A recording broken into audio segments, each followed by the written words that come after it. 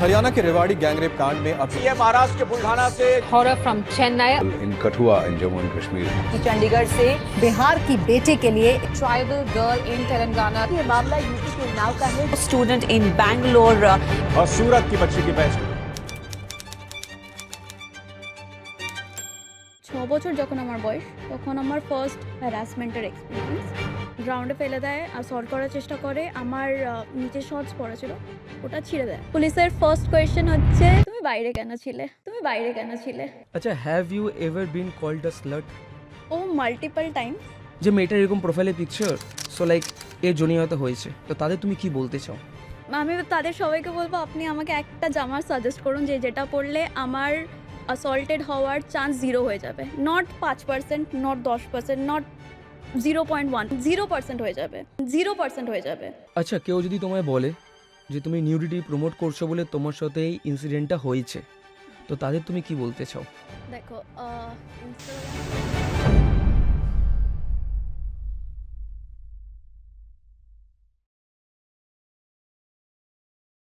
জয় শ্রীকৃষ্ণ আমার নাম Sourav Singha welcome to my YouTube channel singer talk chat over chai crime against women এর case আমরা everyday নিউজে দেখছি সব দেশে সব রাজ্যে সব সোসাইটিতে যে ধর্মেরই মহিলা হোক নানা রকমভাবে তাদের উপরে অত্যাচার হচ্ছে তো এমনই একজনের সাথে আজকে আমরা পডকাস্টে আছি যার সাথে এই ঘটনাটা কিছু মাস আগেই ঘটেছে so today we have a very special guest Anwesha Dey আমি প্রথমেই জানতে চাই সেদিনকে এক্স্যাক্টলি নয়ডাতে তোমার সাথে কী ঘটেছিল সেদিন ডেট ছিল জুলাই 31 আমি অফিস থেকে ফিরেছি তখন আমি জব করছিলাম তো ফেরার পরে সেদিন অনেক দিন পরে দিল্লিতে বৃষ্টি হয় ওখানে তো খুব একটা বৃষ্টি হয় না আর আমার বৃষ্টি খুব ভালো লাগে তো আমি তার জন্যই বাইরে গেছিলাম আমার যেটা বাড়ি ওখানে ওটা একটা গেটেড সোসাইটি মানে তো সবাই ঢুকতে পারবে না এবং আমার ঘরের পাশেই একটা পার্ক ছিল আমি ওখানে ছিলাম বৃষ্টিতে ভিজছিলাম হঠাৎ করে একজন স্ট্রেঞ্জার আসে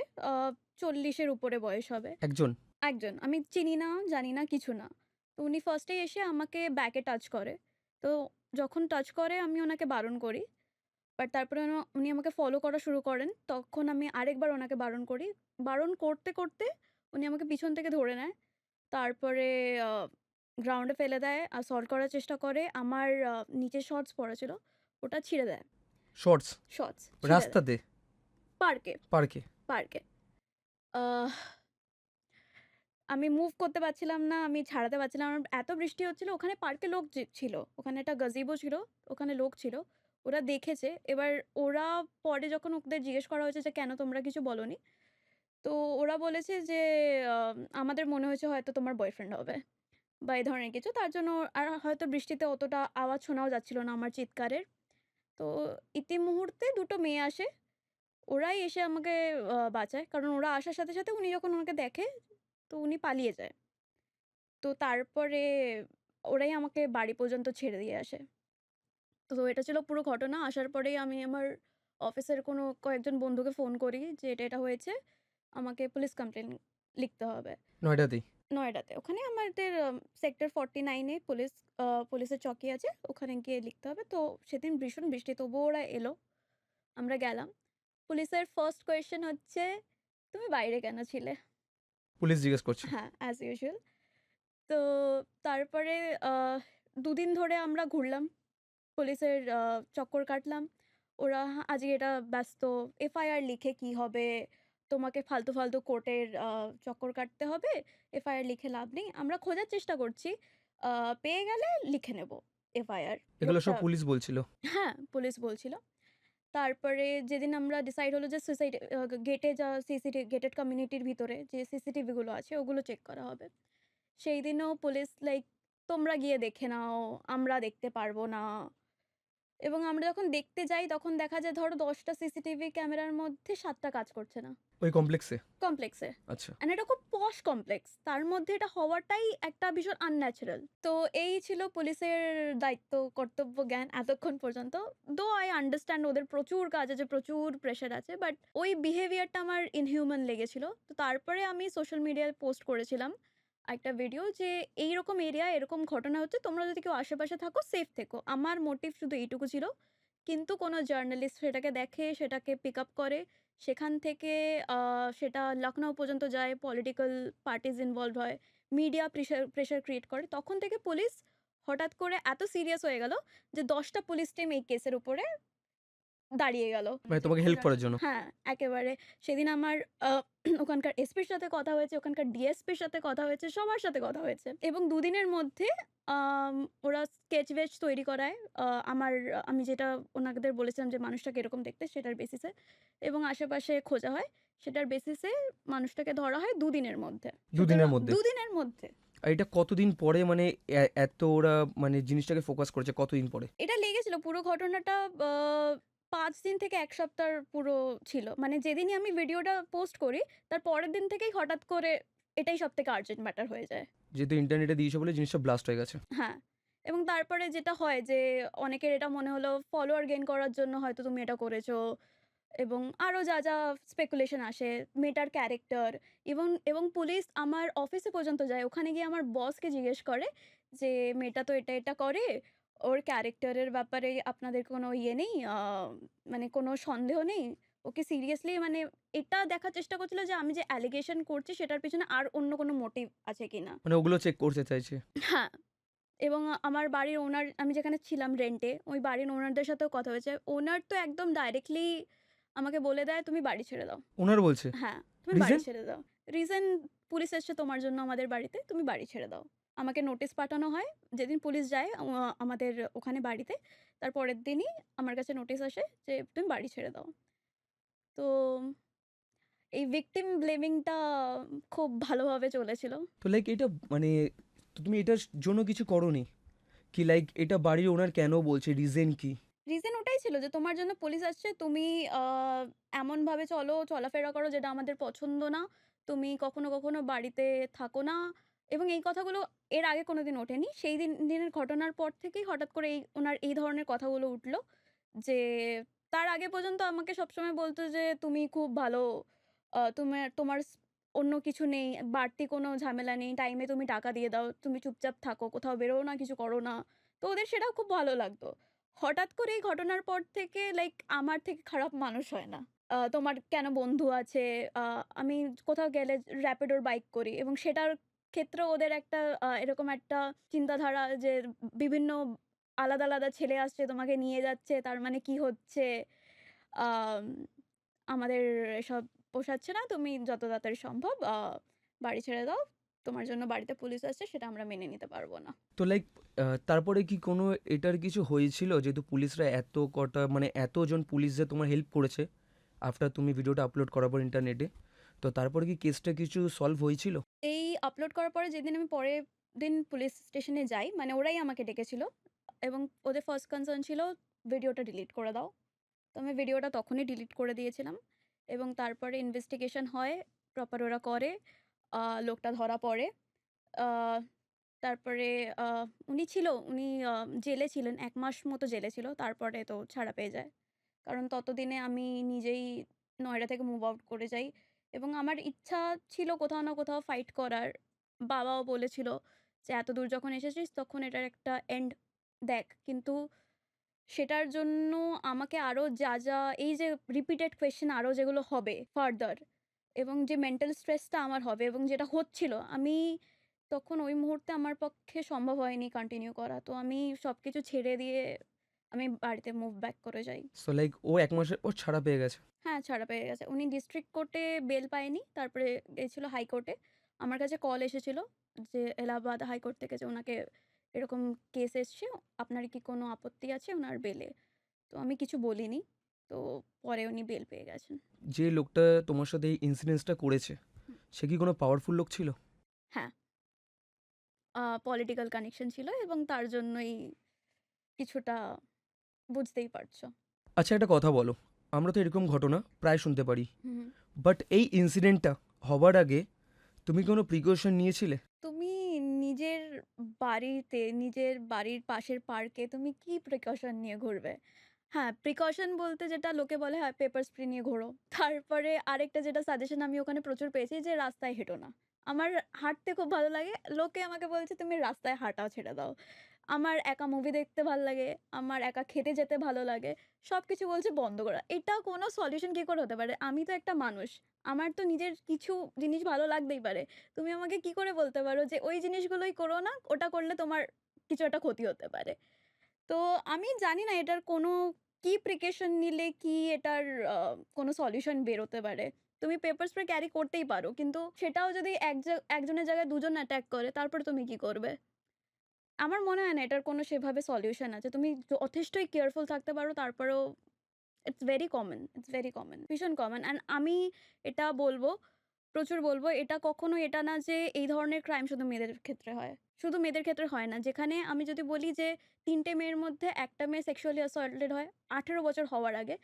1 out of 5 boys also get assaulted ১৮ বছর হওয়ার আগে। আর বাকি তো আমি কাউন্ট তো আমার কাছে জানা নেই, স্ট্যাটিস্টিক্স জানা নেই। কিন্তু এটা more of a hate crime than a sexual crime. এটা আমাদের বুঝতে হবে। আচ্ছা একটা কথা বলো, লাইক তোমার এই ইনসিডেন্টটা পুরোটা কভার করেছিল নিউজ, হ্যাঁ। ঠিক আছে? হুম। বাট আফটার অনেক লোকের আমি কমেন্ট পড়েছিলাম, তোমার ইনস্টাগ্রামের প্রোফাইল চেক করার পর অনেকজন তোমাকে ট্রল করছিল। তো তাদের তুমি কি বলতে চাও?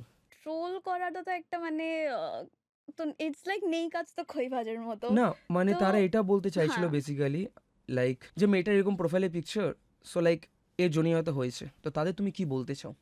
আমি তাদের সবাইকে বলবো, আপনি আমাকে একটা জামা সাজেস্ট করুন যেটা পরলে আমার অ্যাসল্টেড হওয়ার চান্স 0 হয়ে যাবে। নট 5%, নট 10%, নট 0.1%, 0% হয়ে যাবে। If that's burqa, I will wear burqa everyday. আমার কোনো সমস্যা নেই। আমার ক্যারিয়ারেও তাতে কিছু এফেক্ট পড়বে না। কিন্তু প্লিজ হিস্ট্রি উঠিয়ে আমাকে স্ট্যাটিস্টিক দেখান যে এই জামাটা পরলে তোমার সাথে কখনো কিছু হবে না। তুমি এইভাবে চললে তোমার সাথে জীবনে কিছু হবে না। একটা নান রেপড হচ্ছে, ১৭ বছরের মহিলা রেপড হচ্ছে, ৭ বছরের বাচ্চা রেপ হচ্ছে, ৭ মাসের বাচ্চা রেপ হচ্ছে। কিছুদিন আগে হয়েছিল, নিউজে দেখিয়েছে। এক্স্যাক্টলি! কোথায় দাঁড়িয়ে আছি আমরা? ঠিক কথা একদমই। আচ্ছা তুমি তো রেগুলার বোল্ড ফটোশ্যুট করো, ঠিক আছে? তো তোমার ফ্যামিলি, সোসাইটি, নেবার কীরকম রিয়াক্ট করে? দেখো, আমার আমি তো শ্যুট আজকে থেকে করি না। আমি শ্যুট করি আই গেস ২০১৯-১৮ এরকম টাইম থেকে। বাড়ি থেকে জানতো না। আমার এমনি মডেলিংয়ের বহুত প্যাশন ছিল। এখন আর করি না। এখন আমি যত কাজ করি নিজেই করি। নইলে আমি কারোর সাথে কাজ করি না খুব একটা। কিন্তু তখন করছিলাম। ফ্রিল্যান্স মডেলিংয়ে ভালোভাবেই একটা জায়গা তৈরি হয়েছিল। এবং কয়েকটা শ্যুট তখনকার ভাইরাল হয়। একটা ব্যাকলেস পিকচার ছিল যেটা ভাইরাল হয়। সেখান থেকে আমার রিলেটিভ পর্যন্ত যায়। রিলেটিভরা বাড়িতে বলে। তো মা সেটাকে নিয়ে ভীষণ লাইক, আমি অসুস্থ হয়ে যাচ্ছি, তুই কী করছিস আমি বুঝতে পারছি না। বাবার পয়েন্ট অফ ভিউ ছিল যে তুই বারবার কেরিয়ার চেঞ্জ করিস না। একটা যেটা করছিস সেটা শেষ করে নে, তারপরে যা করার করিস। তো আমার মাকে আমি আজও বোঝাতে পারিনি, বোঝাতে পারবও না। কিন্তু আমি এটা বলতে চাই যে যেটা ইম্পর্টেন্ট সেটা হচ্ছে আমি খুশি আছি, আমি সেফ আছি। আমি কি পড়ে আছি এটা কতটা ম্যাটার করে আমি জানি না। আর যেটা কাজের জায়গায় কাজ। আমার কাজ যদি আজকে আমাকে ডিমান্ড করে আমাকে ১২ ঘন্টা বসতে হবে, আমাকে বসতে হবে। তো ওটাকে ওভাবে দেখলে আমার মনে হয় ভালো হয়। কিন্তু হ্যাঁ, লোকের যেটা চিন্তা, এবং ইন্টারেস্টিংলি আমার প্রতিবেশী যারা, তারা আমার বাড়িতে আসে এবং বিভিন্ন ধরনের কথা বলে, যেটা আমার মাকেও এফেক্ট করে। আমার মা বলে যে, দেখ যেটা হয় সোসাইটিতে, এবং এটা নিয়ে আমি রিসেন্টলি একটা রিলও বানিয়েছিলাম। তো যেটা বলে সোসাইটিতে যে যখন কি ছেলেমেয়েরা কিছু ভুল করে ওদের ডাইরেক্টলি কথা আসে যে মা-বাবা কোনো শিক্ষা দেয়নি। মা বাবার উপরে যায়। হ্যাঁ, মা-বাবা কোনো শিক্ষা দেয়নি। আমি বললাম, দেখো, আ তুমি আজকে প্রবলেমে পড়লে তো ওরা কিন্তু তোমাকে হেল্প করবে না। ওরা যদি বলে যে আমার জীবনে যাই অসুবিধা হবে, যাই হবে না কেন, ওরা আমার প্রতি ঠিক এতটাই কনসার্ন যে আমার সাথে যা হবে সবকিছুতে ওরা হেল্প করবে। আমাকে কে বিয়ে করবে, আমাকে কে কিভাবে দেখবে, আপনাকে ভাবতে হবে না। ওটা আমি দেখে নেব। আমার ওই ব্যাপারটা নেই। আমার সোশ্যাল ভ্যালিডেশন এর এতটুকু দরকার নেই। তো like stay out of the business যতক্ষণ না তুমি আমার জন্য ওখানে থাকতে চাইছো, আমার বিল পে করছো। যেমন মা-বাবা।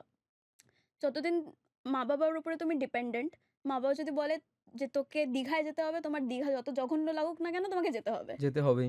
এক্স্যাক্টলি। একদম। কিন্তু তোমার কাছে যখন তুমি ফাইন্যান্সিয়ালি ইন্ডিপেন্ডেন্ট হয়ে যাবে, তখন তোমার কাছে কি থাকবে? Power of choice. চয়েস। তখন তুমি ডিসাইড করবে, না আমি বন্ধুদের সাথে গ্যাংটক যাব। একদমই। এটাও সেম। তো আমি এটাকে ঐরকম পার্সপেক্টিভ থেকে দেখি। আচ্ছা have you ever been called a slut?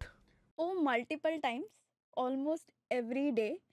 And honestly that doesn't affect me at all. তুমি যারা আমাকে অনলাইনে এটা বলছো, আমি সত্যি কথা বলছি, তোমরা নিজেদের টাইম ওয়েস্ট করছো। তুমি আমাকে অ্যাটেনশন দিচ্ছ, এনগেজমেন্ট দিচ্ছ, which is coming as a money for me. I'm gonna be very honest about it. তো স্লাট শেমিংটা ভীষণ কমন, ভীষণ কমন। এবং এটা না যে আমি জামা কাপড়ের চয়েসের জন্য স্লাট শেম হবো শুধু।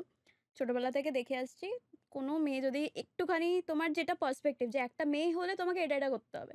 তুমি তার এক চুলও এদিক ওদিক করে দেখো, আরে ও তো একটা স্লাট।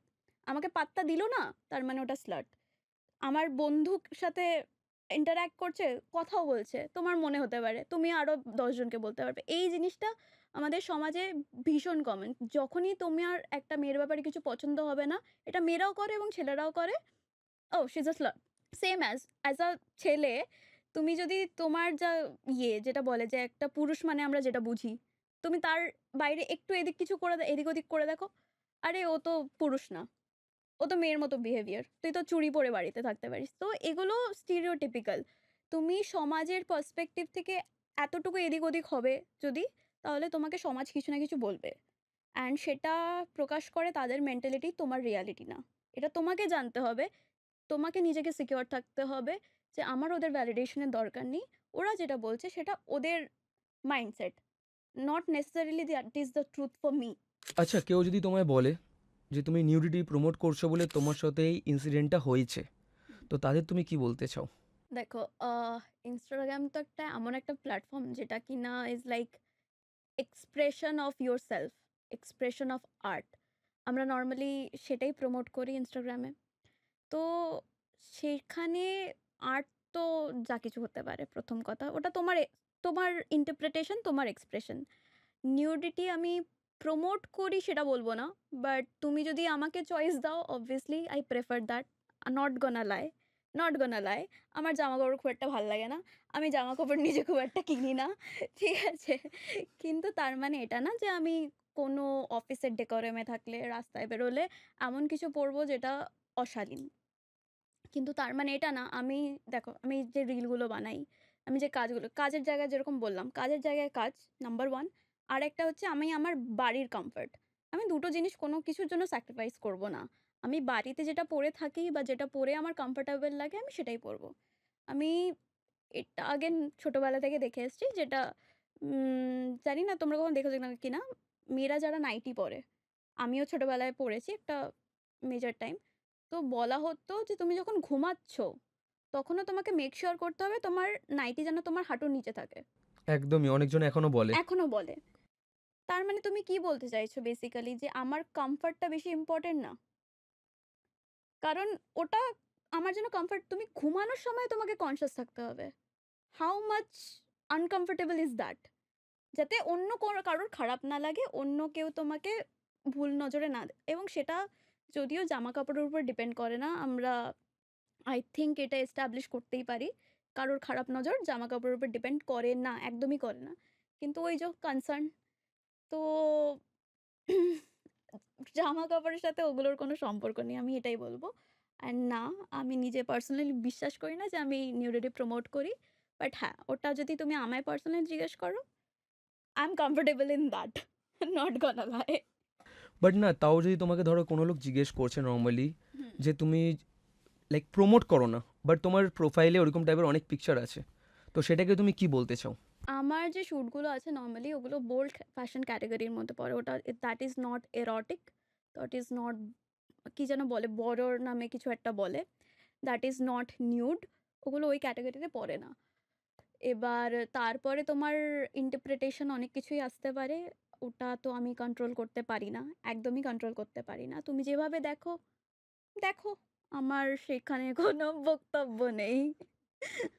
কারণ কি লোকের মুখ বন্ধ করা পসিবল না। পসিবল না। এবং এটা হয় যেহেতু আমার চ্যানেলে চ্যানেলে সাবস্ক্রিপশনেরও প্রোগ্রাম আছে, এটা অনেকের কাছ থেকে ইন্টারপ্রিটেশন আসে এবং some people subscribe expecting there will be nudes. একদমই, অনেকজন ভাবে এটা। অনেকে ভাবে, এবং এটা নিয়ে আমার সাবস্ক্রিপশন যে চ্যানেল যেখানে আছে, সেখানে একজন ভীষণ রেগে রেগে অনেক কিছু আমাকে গালাগাল করে একটা বড় মতো প্যারাগ্রাফ লিখেছিল, যে আই এম পেইং $390 আমার কিছু তো পাওয়া উচিত। I mean who offered you? আমি কোথায় লিখেছি? কোথায় মেনশন করেছি? আর যখন তুমি সাবস্ক্রাইব করছো ওখানে একটা বড় পেজ আসে যেখানে লেখা থাকে কি, কি কি কি হবে? হ্যাঁ, কি, কি আছে? কোথায় লেখা আছে এটা? এবার তুমি assume যদি করো, এবার তুমি যদি জারার স্টোরে গিয়ে বলো, "আমি তো ভেবেছিলাম ৳50 য় আমি এটা পাবো।" জারার ফল্ট না। তোমাকে জানতে হবে তার প্রাইস রেঞ্জ। সেম ওয়াইজ যেটা আমি বলিনি সেটা তুমি এক্সপেক্ট করে আমার উপরে চিৎকার করলে মানে আমার কিছু বলার নেই তার ব্যাপারে। আচ্ছা, তোমার এই বোল্ড আর কন্ট্রোভার্সিয়াল যে স্টোরির জন্য তোমার কি এর আগে কোনো হ্যারাসমেন্ট ফেস করতে হয়েছে? লাইক পাস্টে, ছোটবেলায়? দেখো আমি না সত্যি কথা বলতে পার্সোনাল লাইফে ভীষণ ইন্ট্রোভার্টেড। ঠিক আছে? Okay. ছোটবেলা থেকে। তো আমি স্কুলে যখন যাওয়া শুরু করি আমি তারপরে ৬ বছর যখন আমার বয়স তখন আমার ফার্স্ট হ্যারাসমেন্টের এক্সপেরিয়েন্স। কারণ অ্যাজ ইউজুয়াল আমি সবথেকে উইক, আমি কারো সাথে কথা বলি না। তো ইজি টু টার্গেট, সোজা কথা। Easy to target. তো তখন একটা ইনসিডেন্ট হয় তারপরে আমি স্কুল এটা চেঞ্জ কে করি। করেছিল 6 বছরে? এটা স্কুলের বাচ্চারাই। স্কুলের বাচ্চারাই? ইভেন এবং ওখানে যারা প্রেজেন্ট ছিল এটা ছেলে-মেয়ে নির্বিশেষে প্রেজেন্ট ছিল সবাই। ইট ওয়াজ অ্যান এন্টারটেইনমেন্ট থিং দেখাটা। এতে কোনো স্কুল কোনো কিছু করেনি? আমি স্কুলে কমপ্লেইন করেছিলাম। তো তারপরে ওরা মনে হয় রেপুটেশন এর কথা ভেবে করেনি না কিসের জন্য করেনি, আমি কখনো এর কোনো অ্যান্সার পাইনি। তো পরেই আমি স্কুল চেঞ্জ করে ফেলি। এবং স্কুল পিরিয়ডেও আমি তখন বোল্ড, বাচ্চাবেলায় কিসের বোল্ড, কিসের কন্ট্রোভার্সিয়াল কিছুই কখনোই কিছু মানে সাধারণ লাইফ লিড করছিলাম। তো তখনও প্রচুর বলতে ধরো স্কুল থেকে ফিরছি, স্কুলের ড্রেসকে তুমি নিশ্চয়ই বোল্ডও বলবে না, কন্ট্রোভার্সিয়ালও বলবে না। ধরো একটা ভ্যান কাকু যাচ্ছে, সে হঠাৎ করে তার লুঙ্গি আপলিফট করে দেখাচ্ছে। তো তোমাকে? আমার সাথে আমার আরেকটা বান্ধবী ছিল। মানে এটা এগুলো হয়। মানে এটার জন্য তোমাকে আলাদা করে কিছু করতে হয় না। এগুলো ভীষণ কমন। ট্রেনে, বাসে, অটোতে, ঠিক আছে? এগুলো ভীষণ কমন। তোমাকে জাস্ট উইক হতে হবে, একা হতে হবে। এই ধরনের কয়েকটা টার্ম আছে। That's enough to get targeted. Even আমি মায়ের সাথে থাকাকালীনও একবার টার্গেট হয়েছি। অটোতেই, কলকাতাতেই ইভেন। কার থেকে? স্ট্রেঞ্জার। জাস্ট অটোতে উনি বসেছেন, মা বসে আছে, আমি বসে আছি। উনি এসে বসলেন। বাইরের দিকে তাকিয়ে উনি আমার প্যান্টের ভিতরে হাত ঢোকাচ্ছেন। Literally। প্যান্টের ভেতরে? আর আমি তখন অতটাই ছোট, আমি কোন ক্লাসে পড়ি? I guess 5-6 এ পড়ি। তো আর ওই যে একটা স্টিগমা থাকে যে আমারই দোষ। আমারই বডি তো আমারই কেন গ্রোথ হচ্ছে তার মানে আমার দোষ। আর আমি কি বলব কাকুটা আমার সাথে কি করছে? কেউ আমাকে কেন বিশ্বাস করবে? তো আমি ওই সিচুয়েশনে কিছু বলতে পারিনি। কিন্তু আজকে পারব। তো এই একটা এই যে শরীরের সাথে শেমের একটা খুব বড় সম্পর্ক আছে। আমার মনে হয় ইটস টাইম আমরা ওটাকে ঝেড়ে ফেলি। যত তুমি মনে করবে আমার যৌনাঙ্গ বলো বা শারীরিক বলে না ধন সম্পদ হোয়াটএভার। তুমি ওটাকে যত ওই অ্যাসেট ওয়ালা পার্সপেক্টিভ এ দেখবে, যত ভাববে এটা লজ্জা, যতটা ইয়ে করবে ততটাই তুমি নিজের জন্য স্ট্যান্ড নিতে পারবে না। তো ওই জিনিসটা আমার মনে হয় ইটস টাইম আমরা ঝেড়ে ফেলি। কারণ that's what makes you weak honestly. And যখন উনি জানবে, উনি বুঝতে পারবে যে তুমি তো আওয়াজ ওঠাতে পারবে না, সে তোমার সাথে এই ধরনের জিনিসগুলো করবে। ভীষণ কমন। ইভেন সত্যি কথা বলতে গেলে if I am being honest, controversies have saved me. Because আমি নিজে খুব একটা কথা বলি না। তো আমার অ্যারাউন্ড যখনই কোনো কন্ট্রোভার্সি চলছে সেটা একটা সার্টেন টাইমের পর থেকে আমি সবসময় কন্ট্রোভার্সিয়াল হয়ে যাই। স্কুল থেকেই।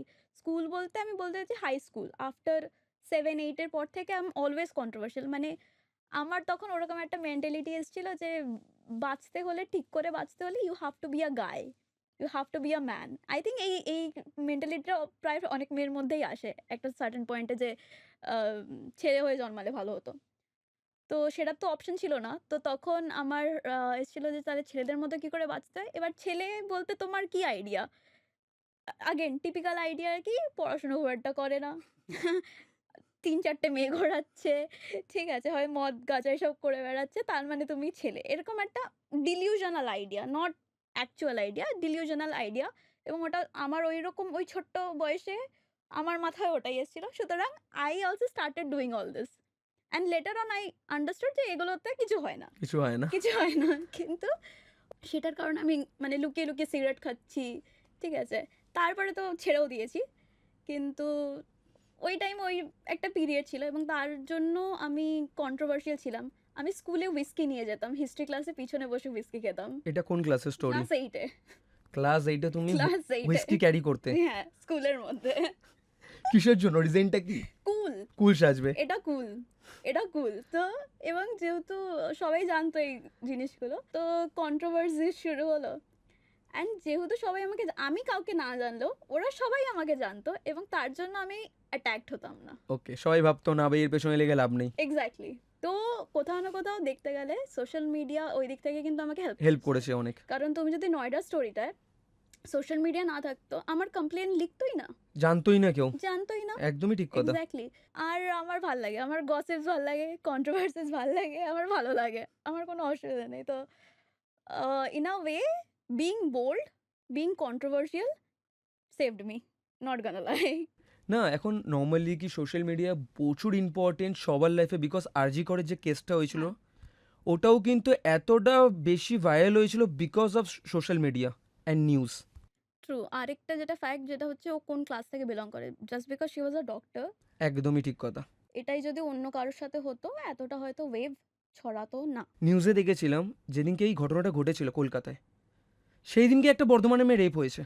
তুমি কটা রেপের ট্র্যাক রাখবে? তুমি প্রত্যেকটা 16 মিনিটে, মানে স্ট্যাটিস্টিক্স যেটা বলে যে প্রত্যেকটা 16 মিনিটে একটা করে রেপ হয়। হ্যাঁ, অল ওভার আর ইন্ডিয়া। তার মধ্যে এটা শুধু মেয়েদের কাউন্ট, মেয়েদের মধ্যেও রিপোর্টেড কাউন্ট, একদমই আনরিপোর্টেড প্রচুর আছে। একদমই তারপরে দেয়ার আর থার্ড জেন্ডার আছে, একদম ছেলেরা আছে, একদম। আরো অনেক ধরনের ক্যাটাগরিজ আছে। মনিটর লিজার্ডকে রেপ করছে। হ্যাঁ, কিছুদিন আগে নিউজে দেখলাম। এক্স্যাক্টলি। একদমই। তো তুমি কটার খবর রাখবে? If it's not like very unique, সম্ভব না ট্র্যাক রাখা। শুনেছিলাম, কারণ ওই টাইমে আমি কোনো প্রোটেস্টে যেতে পারিনি, কারণ আমার ওই টাইমে নিজের মেন্টাল স্টেট একদমই ভালো ছিল না। 31 জুলাইয়ে আমার সাথে এই ঘটনা ঘটে এবং এই ঘটনাটা ঘটে আগস্টে। অগস্টের শুরুর দিকে। আমার মেন্টাল স্টেট একদম ভালো ছিল না, আই ওয়াজ ইন থেরাপি। বাড়ি ফিরে একদম আইসোলেট করে, আমি সোশ্যাল মিডিয়াতেও ওই টাইমে খুব একটা অ্যাক্টিভ ছিলাম না, I was in therapy properly. বাড়িতে মা জানতো না তখনও, পরে জেনেছে। তো এই ধরনের অনেক কিছু চলছিল, তো আমি একদমই করতে পারিনি এইসবের মধ্যে। কিন্তু সত্যি কথা বলতে ইটস ভেরি হার্ট ব্রেকিং।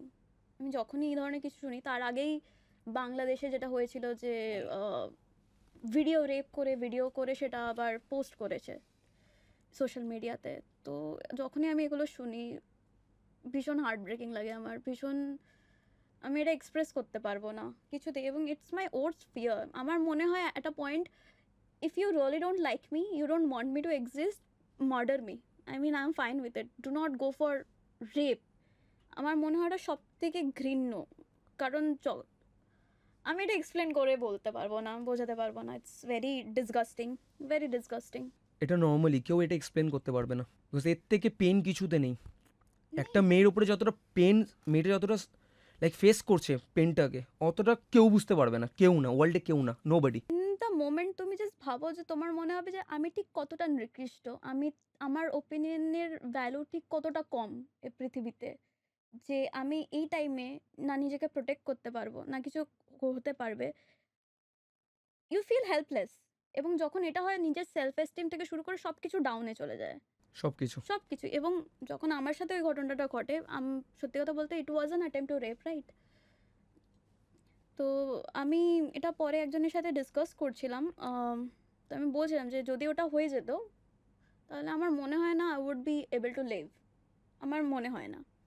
তো ওই মহিলা আমাকে বলেছিল যে see, life is a gift, you gotta survive, you gotta try to survive যেভাবে সম্ভব হোক।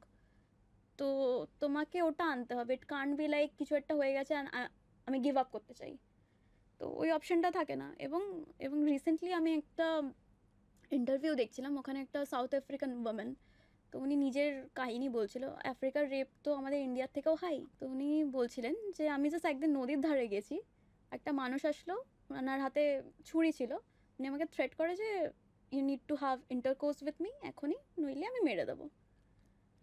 তো হয়, রেপটা হয়, and then she has a child, she still has a child, and she is caring for the child as a mother.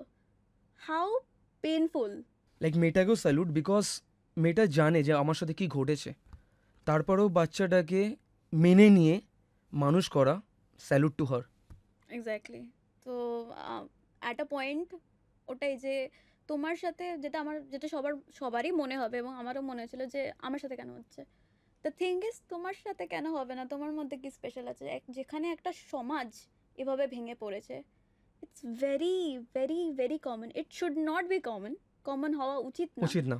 কিন্তু it is very common. তো আমার মনে হয় তুমি যদি এটার কখনো সলিউশন বের করতে চাও, মেয়েদের বাড়িতে বসে থাকতে বলে কোনো লাভ নেই, কাউকে কিছু বলে লাভ নেই। The thing we need is sex education. And এটা আমি জানি ইন্ডিয়াতে কেউ অ্যাকসেপ্ট করবে না, কোনো পলিটিশিয়ানও এটাকে অ্যাপ্লাই করবে না। ইভেন ফরেনের sex education is like very common thing. Hmm মানে যত কটা স্কুল আছে ফরেনের সব স্কুলে এইটা সাবজেক্ট আছে। সেই কারণে হয়তো ফরেন আমাদের থেকে অনেকটা এগিয়ে এই জিনিসটাতে। তো এই জিনিসগুলো আই থিঙ্ক আমাদের মাথায় রাখা উচিত। আমি আগেন হবে তো না সেক্স এডুকেশন ইন্ডিয়াতে, লাইক ভেরি ইম্পসিবল একটা টপিক, কিন্তু আমার মনে হয় অ্যাটলিস্ট স্কুলে না হলেও বাড়িতে মা বাবাদের, কারণ একটা আমাদের মা বাবার জেনারেশনের পর্যন্ত একটা সিনারিও ছিল, আমরা জেনারেশনাল ট্রমা ক্যারি করেছি, ওদের শিক্ষা ক্যারি করেছি, আমরা ওদের কোয়েশ্চেন করিনি যে এটা করতে কেন হবে, আমরা জাস্ট মেনে নিয়েছি, বড়রা বলেছে মেনে নিয়েছি। কিন্তু আমাদের জেনারেশন অনেকটা ডিফারেন্ট। এই মেন্টালিটি থেকে আমরা যদি ব্রেক না করতে পারি না, আমরা আমাদের পরের জেনারেশনকে ঠিক জিনিসটা শেখাতে পারবো না। আচ্ছা, সেই দিনকে যে তোমার সাথে ঘটনাটা ঘটেছিল নয়ডাতে, তারপরে কি তোমার মনে ভয় বসে গেছিল? অ্যান্ড তারপরে তুমি নিজেকে ওভারকাম করলে কি করে? বিকজ এই ঘটনা যখন আমরা শুনি আমাদের নিজেদের ঘেন্না লাগে, বিকজ আমরা সেম জেন্ডার থেকে বিলং করছি বলে। সো তুমি নিজেকে পুরোপুরি ওভারকাম করলে কি করে? দেখো, সত্যি কথা বলতে আমি এখনো পুরোপুরি ওভারকাম করতে পারিনি। আমি এখনো যখন রাস্তায় চলি, আমার ১ হাত ডিস্টেন্সের আগে যদি কেউ চলে আসে, কোনো ছেলে চলে আসে বা কোনো মেয়েও চলে আসে, আমার বডি অটোমেটিকলি হাই অ্যালার্ট মোডে চলে যায়। আমি সেন্সেশন ফিল করতে পারি। অ্যান্ড আমি অনেকবার রাস্তায় রিঅ্যাক্টও করে ফেলেছি। মানে হঠাৎ করে ভয় পেয়ে গেছি, চিৎকার করে ফেলেছি। করেছি। তো পুরোপুরি এখনো ওভারকাম করিনি, চেষ্টা করছি।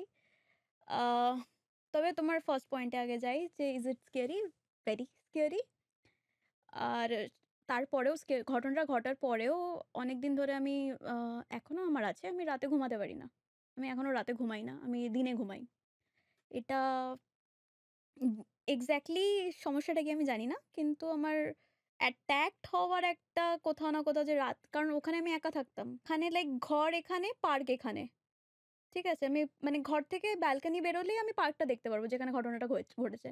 আমি রোজ যে অফিসে যাচ্ছি, বাজার করতে যাচ্ছি, আমি ওই সেম জায়গা থেকে ক্রস করছি। তো ট্রমাটিক ছিল। একা ঘুমানোটা প্রবলেমেটিক ছিল। আ যে যতদিন একা ছিলাম ঘরে, ঘুমাতে পারিনি রাতে। তারপরে আমি বন্ধুদের সাথে ছিলাম। ওই টাইমে আমার অফিসের বন্ধুরা প্রচুর হেল্প করেছে। ওরা না হেল্প করলে সম্ভব হতো না। এবং আমার একটা খুব খারাপ স্বভাব আছে। আমি যখনই কোনো খারাপ সিচুয়েশন এ পড়ি বা কোনো আ আনকমফোর্টেবল জোন এ পড়ে যাই, আমি হাসি। ঠিক আছে? সব বিষয়, এবং এটা নিয়ে আমার রিলেও আমাকে প্রচুর বলা হয় যে, "how are you talking about the serious stuff and লাফিং at the same time?" But এটা আমার রিঅ্যাকশন। মানে তুমি যদি এখন মানে কোনো কারণে আমার উপরে চিৎকার করো না, আমি আমি somehow আমি হেসে ফেলব। appropriate reaction না। কিন্তু এবং ওই টাইমেও আমার ব্রেকডাউন হতে খুব সময় লেগেছিল। এত কিছু হচ্ছিল র‍্যাপিডলি। আমি কান্না করার সময় পাইনি। আমি প্রসেস করতে পারছিলাম না যে হয়েছেটা কি? তো আমি সবার সাথে হেসে, হেসে কথা বলছি। যেদিন ঘটনাটা ঘটেছে সেদিনও পুলিশ স্টেশনের থেকে এসে আমি আমার বন্ধুদের সাথে বসে আছি, হাহাহি করছি। বলছি, "আরে তোরা একা, একা যাবি, আমাকে নিয়ে যাবি না?" এভাবে কথা বলছি। বাট মনে ওই জিনিসটা ভয়টা আছে। ওটা টাফ ছিল। তারপরে তো আমি থেরাপি নেওয়া শুরু করলাম একটা সার্টেন টাইমের পরে, যখন তার মধ্যেই বাংলাদেশের নিউজটা এলো। আমার জন্য আরো খুব একটা খারাপ সিচুয়েশন হলো। অফিসে বসে, বসে আমার ৩ বার মেন্টাল ব্রেকডাউন হলো। সেদিন আমি ডিসাইড করলাম, আমার জয়পুরে একটা বন্ধু আছে। আমি ভাবলাম আমার ব্রেক দরকার, আমি জয়পুরে চলে যাবো। আর এখানে থাকাটা আমার পক্ষে, যেহেতু তোমাকে বললাম একটা পলিটিক্যাল কানেকশন আছে। ওখানকার লোকাল লোকজন আমাকে অ্যাটাক করলে পসিবল না আমাকে নিজেকে রক্ষা করা মানে দিল্লিতে। দিল্লিতে। তো ওই একটা ভয়ও ছিল। তো সবকিছু মিলিয়ে মিশিয়ে আমি জয়পুর চলে যাই। অফিস ছাড়ার জন্য রেডি ছিলাম না। আমি অফিসটাকে সিরিয়াসলি খুব ভালোবাসতাম। Thanks to them, my bosses were like really supportive. They are like আমার ওর পার্সোনাল লাইফে কিছু যায় আসে না। বাড়ি আসি, থেরাপি তোমাকে বললাম যেটা আগেও, যে থেরাপিতে ছিলাম। তো দ্যাট রিয়েলি হেল্প, কারণ তোমার সেলফ এস্টিম এমন জায়গায় নেমে যায় যেখান থেকে রিকভার করার জন্য থেরাপির থেকে বেটার কি হয় আমি জানি না। আমি আমার থেরাপিস্টকে জিজ্ঞেস করছি র্যান্ডমলি যে আমার মধ্যেই অনেক দোষ আছে না? আমার মধ্যেই অনেক প্রবলেম আছে না? আর ওই টাইমে তোমার ভ্যালিডেশন দরকার হয়। আমি সিরিয়াসলি চাইছিলাম আমার থেরাপিস্ট আমাকে এটা বলল যে, "you are the perfect is people." লোকজন তোমায় বোঝে না। What she said to me is like, তোমাকে না কেউ ইনসিকিউর মানে তোমাকে কেউ সিকিউর করতে পারবে না। তোমাকে কেউ এই মুহূর্তে কিছু বললে এমন কিছু বলতে পারবে না যার জন্য তুমি ফিল করবে তুমি সিকিউর। এটা তোমার মধ্যে থেকে আসতে হবে। মানে ওই যে একটা Automatically। ইনসিডেন্ট হয়েছে তোমার সাথে, তো সেই ভয়টা কোথাও না কোথাও কি এখনো আছে। ওটা আমি জানি না কবে যাবে, কিভাবে যাবে, টাইম লাগবে। বাট ইটস লট বেটার এখন। আচ্ছা, একটু তোমার পার্সোনাল লাইফ নিয়ে আমি কিছু জানতে চাই। হুম, তোমার বয়ফ্রেন্ড আছে? না, সেই টাইমে তোমার বয়ফ্রেন্ড ছিল? না। তুমি ভালোবাসাতে বিশ্বাস করো? টাফ। দেখো ভালোবাসা মানে আমার জন্য লাইক একটা ভালো বই, একটা ভালো গান, ভালো বন্ধু, এইগুলো। মানে ভালোবাসা মানে আমি সম্পর্ক দেখি না। আমার মনে হয় সম্পর্ক আর ভালোবাসা খুব আলাদা জিনিস। আমার মনে হয় পার্সোনাল ওপিনিয়ন। সম্পর্কে আমি খুব একটা বিশ্বাস করি না। কারণ আমি কখনো ভালো সম্পর্ক দেখিনি। আমি আমার ফ্যামিলিতেও দেখিনি, আশেপাশেও কখনো দেখিনি। তো আমার জন্য সম্পর্কে বিশ্বাস করাটা একটু চাপের। কিন্তু ভালোবাসা তো ভালো লাগে। মানে আইডিয়া অফ লাভ যেটা হয় ওটা তো ভালো লাগে। রোমান্টিক জিনিসপত্র ভালো লাগে। কিন্তু সম্পর্কটা আমার কাছে একটুখানি হযবরল। তুমি ছেলেদের বিশ্বাস করো? হ্যাঁ, বিশ্বাস করি। আমার যারা সবথেকে ক্লোজেস্ট বন্ধু তারা বেশিরভাগই ছেলে। দে আর অলওয়েজ দেয়ার honestly। মানে আমি সবথেকে বেশি ওদেরই কাছে পেয়েছি যখন দরকার হয়েছে। তো কখনোই আমি এটা বলতে পারি না যে আমি বিশ্বাস করি না। কিন্তু এটা হচ্ছে গিয়ে সব মানুষ তো সব সমান হয় না। ছেলে বা মেয়ে বলেও না। সে তুমি এখন মেয়েও অনেক পেয়ে যাবে যাদের দেখে মনে হবে তুই কি আদৌ মানুষ। এটা কোনো জেন্ডার বেসিস এ তুমি বলতে পারো না এটা হলেই ভালো বা এটা হলেই খারাপ। ওটা ভাবে জাজ করা যায় না। লাস্ট একটা কোশ্চেন, হুম। তুমি অডিয়েন্সদের আর আপকামিং যারা জেনারেশন তাদের কি বলতে চাও? ছেলে মেয়ে বোথ। সবাইকে এটাই বলবো, আ জাস্ট বিকজ বড়রা বলেছে, জাস্ট বিকজ কোথাও লেখা আছে, জাস্ট বিকজ তোমার এটা মনে হয় কোনো কিছুকে মেনো না। সব ডেটা একবার নিজে থেকে ভেরিফাই করে নাও। সেটা একটা মানুষের ব্যাপারে কোনো গসিপ হোক বা তোমার লাইফ চেঞ্জিং ডিসিশন হোক বা ইঞ্জিনিয়ারিং পড়বো না আর্টস হোক, সবকিছুর ব্যাপারে নিজের ডিসিশনটা নিতে নিজের চয়েসের জিনিসের উপরে কাজ করার থেকে বড় পাওয়ার কিছু হয় না। সবথেকে ইম্পোর্টেন্ট গ্র্যাটিটিউড। এই ধরনের জিনিসগুলো আই থিংক আমাদের বেশি মাথায় রাখা উচিত। And best of luck. That's it. Thank you so much Anwesha, তুমি তোমার এত ভ্যালুয়েবল টাইম আমাকে দেওয়ার জন্য। অ্যান্ড লাইক তুমি যে কথাগুলো বললে, আই থিঙ্ক ছেলে মেয়ে বোথ জেন্ডারের জন্য অনেক important message. And thank you so much. It was a pleasure honestly. Thank you.